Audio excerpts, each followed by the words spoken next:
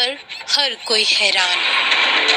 क्या हुआ जब महाराष्ट्र पुणे में रहने वाले एक संतोषी माता के भक्त ने संत रामपाल जी महाराज जी को किया चैलेंज।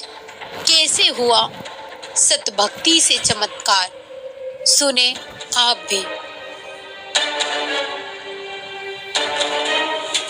बाद में मैं बोला देखो परमात्मा ने मुझे 60 लाख का मुझे काम दिया है। भगत मती को भी विश्वास नहीं। मैं बोला देखो मेरे अकाउंट में पैसा है और 500 रुपए का मिठाई लेके गया था बगीचा। मेरे बच्चा था ना, मैं जब मिठाई भी इसके लिए लेने के लिए जाता था दुकान में तो मेरे पास पैसा नहीं रहता था। मैं सोचता था कि मैं तेल लेके जाऊं कि मेरे बच्चे के लिए 5 रुपए का कैडबरी लेके जाऊं। इतना मेरी हालत खराब थी, मुझे कुछ भी समझ में नहीं आता था। नमस्कार। नमस्कार सर जी। क्या नाम है आपका? अमर चक्रधारी भगत। कहाँ से आए आप? सर वैसे तो छत्तीसगढ़ से हूँ मगर रहता महाराष्ट्र पुणे में। संत रामपाल जी महाराज से नाम दीक्षा लेने से पहले आप क्या भक्ति साधना करते थे? सर संत रामपाल जी महाराज की भक्ति करने से पहला मैं संतोषी माता का व्रत रखता था और ऐसे जो पारंपरिक हमारे छत्तीसगढ़ में जो पूजाएं होती थी, अपना गणेश पूजा और नवरात्रि, ये सभी अपने पूजा करते थे। सर जो हिंदू धर्म में पारंपरिक पूजाएं होती है वो सभी प्रकार की पूजाएं आप कर रहे थे, तो फिर आपको संत रामपाल जी महाराज से नाम दीक्षा लेने की क्या जरूरत आन पड़ी? सर ये सब पूजा करते हुए भी अपने को ये खाली कुछ भी लाभ नहीं होता था। भगत इतने सारे अपन पूजा करते थे मगर अपने हाथों में कुछ भी नहीं आता था। बहुत सारी पूजा करने के बाद ऐसा दिखता नहीं था कि अपने को कुछ लाभ हुआ हो अपनी ज़िंदगी। इसलिए थोड़ा सा कि पिताजी ने हमको ये बोला कि भाई ऐसा भक्ति है तो आप करके देखो। तो हम वो बार बार इग्नोर करते थे कि हाँ इस बाबा के चक्कर में पड़ेंगे और ये अपना ठीक है, इतना अपना अच्छा चल रहा है। तो पिताजी फिर भी बार बार हमको प्रेशर करते थे, नहीं भाई कर लो। तो मैंने ऐसे एक बार चैलेंज कर दिया था, नहीं तुम्हारा गुरुजी चलो, मुझे तो टाइम नहीं मिलता। 7 बजे से सुबह काम पे लगने के बाद 7 बजे तक काम करता हूँ और तुम्हारा गुरुजी क्या मुझे खाने पीने को थोड़ी ना देगा। टीवी लेने के लिए बोलते हैं, टीवी लेने के लिए क्या तुम्हारा गुरुजी पैसा देगा क्या? तो पिताजी ने भी ऐसा ही बोल दिया कि हाँ क्यों नहीं देगा, अपना गुरुजी सबको देता तो तुमको भी देगा। ठीक है मैं तुम्हारे गुरुजी को देखता हूँ और मैं बोलता हूँ, फिर मैं लेता हूँ यानी कि टीवी, आपका गुरुजी पैसा दिया। तो बाद में क्या हुआ भगत जी, मैंने टीवी ली। भगत जी फर्स्ट टाइम ही मेरे को, जब भी मैंने मेरे पिताजी के बोलने से मैंने वो सब किया, बाद में मुझे 3 लाख रुपए का 3 महीने में ऐसा लाभ हुआ। तब उस समय मैं जुड़ा नहीं था। बाद में मेरे दिल में ऐसे जगह बन गई, यार इतना ये कैसा क्या हो गया। तो बाद में पिताजी ने मैं बोला देखो कितना तुमको अच्छा लाभ हो गया, अभी तुम क्या करो, नाम दीक्षा लो और वो भक्ति करो। तो मैं उनको झूठ मूठ का ऐसे ही बोल दिया ठीक है अपन करेंगे।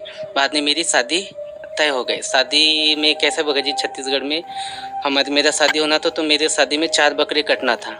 4 बकरे कटना था तो उसके जितने भी ब्लड है ना, उसमें मुझे चल के हमारा जो कुल देवता है, मेरे पिताजी को तो अलग कर दिए थे समाज से, मगर जो हमारी कुल देवता है उसमें मुझे पाँव में चल के वो निशान करके मुझे कुल देवता के पास में जाना था। तो मैं मेरे चाचा लोग को बोला कि मुझे ये नहीं होने वाला है, आप लोग कुछ दूसरा रास्ता निकालो। तो सब लोग बोलने, घर वाले बोलने नहीं ये तूने नहीं किया तो तू मर जाएगा। तो मैं बोला नहीं मुझे मालूम नहीं, मैं मर जाऊंगा जिंदा हो जाऊंगा, ये मुझे मालूम नहीं, मुझे ये अच्छा नहीं लग रहा, मुझे नहीं करना है। सब लोग ने बोला कि पहले इसका पापा पागल है इस लाइन में जुड़ने के बाद में, अभी बेटा भी कैसा रूखा बात करता है, अभी इसके घर में कुछ तो बड़ा कलेश होने वाला है। मैंने उनको बोला जो होगा देखा जाएगा, आप लोग शादी की तैयारी करो। मैं शादी तैयारी करने के बाद में भगत जी मैं गाँव गया, मेरी शादी हो गई। शादी होने के बाद में मैं अपना फिर महाराष्ट्र आ गया। महाराष्ट्र आने के बाद में मेरे पिताजी फिर फ़ोन करने लगे कि बेटा क्या हुआ है, क्या कुछ तैयारी जाते हैं। तो पिताजी का ज़्यादा ऐसा प्रेशर होने का, तो मैं बोला चलो यार इनका भी कुछ रह जाएगा मान सम्मान, चलो एक बार घूम के आते हैं। तो घूम के आने के बाद भगत जी उधर गए। पर वाला जाने के बाद में वहाँ का माहौल बहुत अच्छा लगा, मगर अपन ऐसे फॉर्मेलिटी गए थे। पिताजी हमको प्रेशर करता था और मेरी भक्तमती को भी बोला था हम नहीं उधर जुड़ने वाले, अपन खाली घूम के आ जाएंगे, इनका भी मन शांत हो जाएगा, अपन को बार बार बोलेंगे नहीं। उधर जाने के बाद ये भगत जी अच्छा सा लगा, मगर मन भी नहीं हुआ कि जुड़ जाते हैं। बाद में वहाँ का कुछ नियम था कि संत रामपाल जी महाराज से आशीर्वाद लेने से पहला आपको नाम दीक्षा लेनी होती है। मैं बोला यार इतना दूर आए हैं यार, आशीर्वाद ले लेते, चलो झूठ मूठ का ना अपन नाम दीक्षा ही ले लेते परमात्मा, चलो आशीर्वाद है कुछ तो अपना अच्छा कुछ हो जाए बोल के अपन जुड़ गए, चलो जुड़ जाते देखेंगे आगे कुछ होगा देखी जाएगी। तो मैंने नाम दीक्षा ले ली। नाम दीक्षा लेने के बाद में फिर लाइन में लगा, माइयों की तरफ से परमात्मा आशीर्वाद देते देते आए, फिर हमारी तरफ से फिर परमात्मा आशीर्वाद देते देते गए। मुझे आशीर्वाद देने के बाद में भगत फिर माइयों की तरफ में गई आशीर्वाद देने गई, फिर भगत लोग पंडा हटा दिए, फिर दूसरा लाइन लगा, उस लाइन में फिर मैं ज़बरदस्ती घुस के फिर एक बार परमात्मा का आशीर्वाद लिया। बाद में मुझे अच्छा सा सुकून अच्छा लगा, ऐसा लगा कि जैसे कि मुझे कुछ बोझ सर से हट गए, ये दुनिया का झंझट ही ऐसा है कि उधर कहाँ मर रहे थे, इधर ही चलो ठीक ठाक है, कुछ लफड़ा नहीं है, यहाँ सब अच्छे विचार वाले लोग रहते हैं। बाद में मैं मेरी भगतमती के पास गया कि यार चलो भाई तुम भी जुड़ जाओ, अच्छा मुझे लग रहा। फिर वो मेरे से झगड़ा करने लगी कि मैं इसी कारण तुम्हारे साथ नहीं आ रही थी, तुम मुझे मालूम था तुम जुड़ने वाले हो, मुझे झूठ मूठ का लेके आ गए। तो सर जब आपने संत रामपाल जी महाराज से नाम दीक्षा ली, संत रामपाल जी महाराज से नाम दीक्षा लेने के बाद क्या कोई लाभ भी मिला आपको? हाँ, लाभ तो बहुत सारा मिला सर जी। जब हम लोग महाराष्ट्र आए, मेरी भगतमती प्रेग्नेंट थी। मेरा ये लड़का होने के बाद में भगत जी उनका एक स्तन से दूध आना बंद हो गया। तो हमने डॉक्टर से दिखाया, उन्होंने बोला बहुत खर्चा हो गया। उस समय हमारी आर्थिक स्थिति बहुत खराब थी सर, क्योंकि गाड़ी एक्सीडेंट होने के कारण सब पैसा सोना चांदी जितने भी घर थे सब खत्म हो गई थी। तो माता पिता भी ने हाथ उठा दिए थे कि हमारे पास कुछ भी नहीं, हम ब्याज से भी लेके पैसा ऐसा खर्च किए थे, लेबर लोग को पेमेंट दिए थे, तो हमारे पास कुछ भी पेमेंट नहीं था। मैं भगत मित्र को बोला भाई अपने पास कुछ भी रास्ता नहीं, अपन रोड पे आ चुके हैं, तुम परमात्मा के साथ चाहे चैलेंज करके जुड़ जाओ, चाहे कुछ भी जो एक बार जुड़ जाओ और तुम्हारा ऐसा ऐसा हो जाएगा, तो आप परमात्मा की भक्ति करना ठीक हो जाए तो करना, नहीं तो कोई बात नहीं भाई, जबरदस्ती नहीं है। तो उन्होंने भी ठीक है चलो देखते हैं, अभी तुम्हारा गुरुजी मेरे को ठीक कर देंगे ना तो मैं नाम दीक्षा ले लेना, ऐसे बोले। तो सर वो जो चैलेंज परमात्मा को किए थे, उन्होंने बोला था तुम्हारे गुरुजी मुझे अच्छे कर देंगे तो मैं जुड़ जाऊंगी। तो उन्होंने संत रामपाल जी महाराज को अरदास लगाई और बोले कि गुरुजी आप मुझे कहीं ठीक कर देते हो तो मैं आपकी भक्ति करूंगी। मेरी पत्नी की सीना इतनी फूलती जा रही थी क्योंकि दूध बाहर नहीं निकल पा रहा था, पूरा ब्लॉक हुआ था। इसके कारण धीरे धीरे पूरी बॉडी दूध के कारण भर गई थी, निकल भी नहीं रहा था और वो दर्द कम नहीं हो रहा था। बाद में संत रामपाल जी महाराज को चैलेंज किया कि आप मुझे बिना पैसे के यदि ठीक हो जाता है तो आपके संत रामपाल जी महाराज से मैं नाम दीक्षा ले लूंगी। मैं बोला ठीक है, आपके संत रामपाल जी महाराज सब ठीक करेंगे, आप पहले दीक्षा ले लो। उन्होंने अरदास लगाई, भगवान आप मेरी ये प्रॉब्लम है सॉल्व कर दो, हमारे पास पैसा कुछ भी नहीं, हमारी आर्थिक स्थिति खराब है, डॉक्टर भी ऑपरेशन के लिए बोल रहे, हमारे पास पैसा भी नहीं, हमारी आर्थिक स्थिति भी बहुत खराब है, आप हमारे ऐसा हमारा प्रॉब्लम सॉल्व हो जाएगा तो मैं आपकी भक्ति करूंगी। तो परमात्मा की ऐसे चमत्कार हुई भगत जी, बिना दवाई के एक 15 से 20 दिनों के अंदर में वो स्वस्थ हो गई। वो फिर फूट के वहाँ से मवाद निकला, फिर धीरे धीरे उसमें हमने मेडिकल में ही जा के 20 रुपए का पाउडर होता है वो डाल के ऐसा उसको दवाई लगा के ठीक हो गया। डॉक्टर के पास में गया नहीं कि बड़ा ऑपरेशन का ऐसा कुछ खर्चा ही नहीं आया। फिर संत रामपाल जी महाराज के कारण मेरी धर्मपत्नी की तबीयत ठीक हो जाने के कारण उसको पूर्ण लाभ हुआ। आज वो नाम दीक्षा ले चुकी है और मस्त मेरे से अच्छी वो अभी भक्ति कर रही है। अभी हमारा वापस मैं सांगली चला गया अपनी जगह पे जहाँ पे रहता था। वहाँ जाने के बाद अपना आर्थिक स्थिति थोड़ा खराब हो गया था। उसके बाद में हम गाँव जाने वाले थे, मेरे पास लास्ट 500 रुपये ही बचा था। तो सर जी मेरे पास लास्ट 500 रुपये थे, तो हमने नियोजन कर लिया था कि भाई चलो महाराष्ट्र से छत्तीसगढ़ जाते हैं और अपना कुछ नहीं है, इधर पूरा बिजनेस थोड़ा सा लॉस हुआ, अपन उधर ही जाके कुछ तो खेती बाड़ी करेंगे। सर जी वहाँ से फिर मेरे को एक फोन आया, संत रामपाल जी महाराज से हमने अरदास लगाई थी, तो परमात्मा ने संत रामपाल जी महाराज ने वहाँ से उनका आदेश आया था कि परमात्मा दया करेंगे, आप लोग भगवान की भक्ति करते रहो। संत रामपाल जी महाराज का ऐसा आदेश आया। तो भगत जी हम 500 रुपये ही मेरे पास था, गया तो वहाँ से फ़ोन आया कि आपको एक 60 लाख का टेंडर आपको हम देते हैं।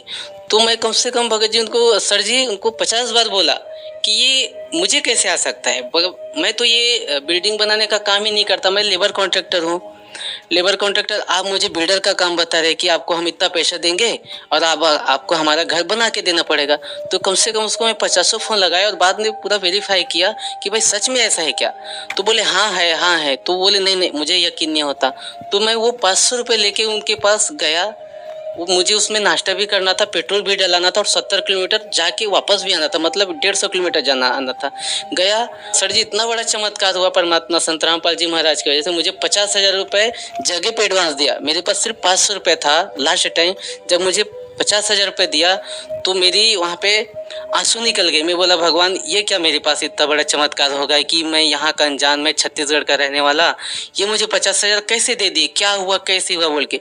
बाद में मैं यहाँ से काम से रोते 70 किलोमीटर तक घर वापस गया। भगत मती को पैसा दिखाया। बाद में मैं बोला देखो परमात्मा ने मुझे 60 लाख का मुझे काम दिया है। भगत मती को विश्वास नहीं। मैं बोला देखो मेरे अकाउंट में पैसा है और 500 रुपये का मिठाई लेके गया था बगीचा। मेरा बच्चा था, मैं जब मिठाई भी इसके लिए लेने के लिए जाता था दुकान में तो मेरे पास पैसा नहीं रहता था। मैं सोचता था कि मैं तेल लेके जाऊं कि मेरे बच्चे के लिए 5 रुपए का कैडबरी लेके जाओ। इतना मेरी हालत खराब थी, मुझे कुछ भी समझ में नहीं आता था, इतना वीकनेस हो गया था। मगर परमात्मा ने जब 50,000 रुपये दिया, रोते रोते पूरा वहाँ तक गया अपनी भगत में।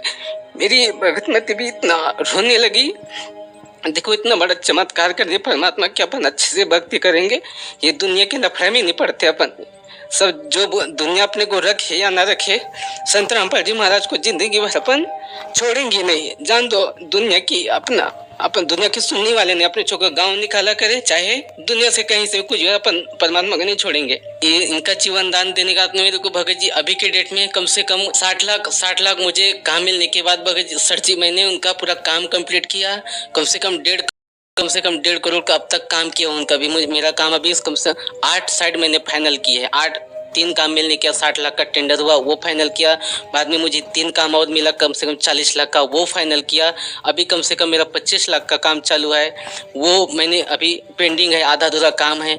मेरा घर में रहने का नहीं तकलीफ था भगत जी। बारिश हुआ तो 10 ठिकाने से पानी नीचे गिरती थी। संत रामपाल जी की दया से अभी मेरा 4 मंजिल का घर बनाया हूँ। अभी कुछ दिन पहले अभी मैं सोल्ड 4 व्हीलर गाड़ी लिया है, जो मेरे गांव में किसी के पास गाड़ी नहीं। 8 लाख की सोल्ड गाड़ी लिया है।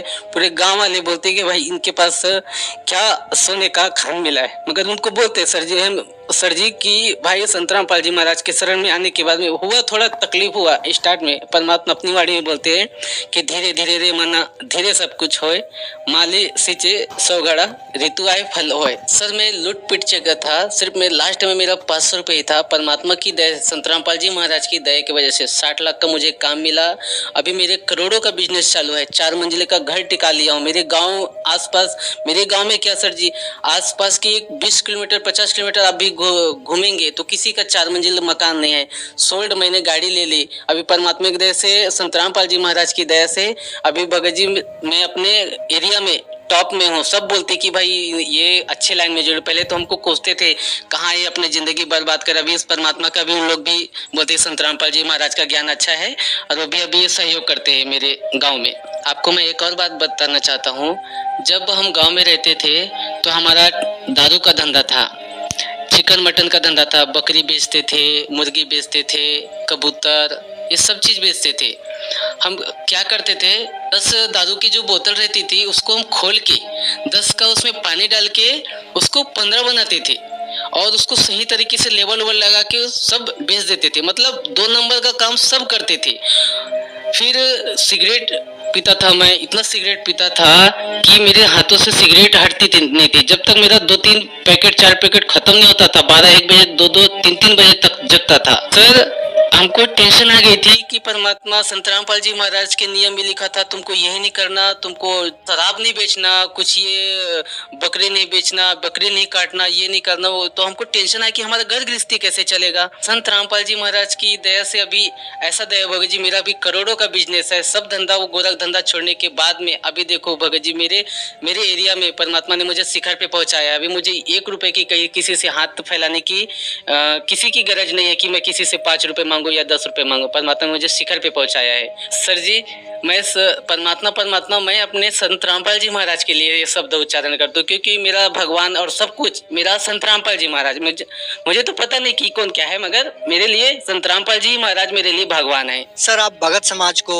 क्या संदेश देना चाहते हैं? सर, भक्त समाज को क्या संदेश दूंगा कि मेरा देखो ना सर जी, मेरा पहला कैसा था, हम लोग इतने दारू बेचते थे, सब बुरी सी बुरी धंधा करते थे, फिर भी हमको बरकत नहीं मिली। मगर संत रामपाल जी महाराज के शरण में आने के बाद में पूरी बुराई छूट गई और मेरा 500 रुपये लास्ट था। अभी परमात्मा ने उसको करोड़ों में परिवर्तन किया। ये मेरे साथ में लाभ हुआ है, चमत्कार हुआ है मेरे साथ में। तो आप भी आइए परमात्मा के संत रामपाल जी महाराज के शरण में और अपना जीवन कल्याण कराइए। जी, बहुत बहुत धन्यवाद।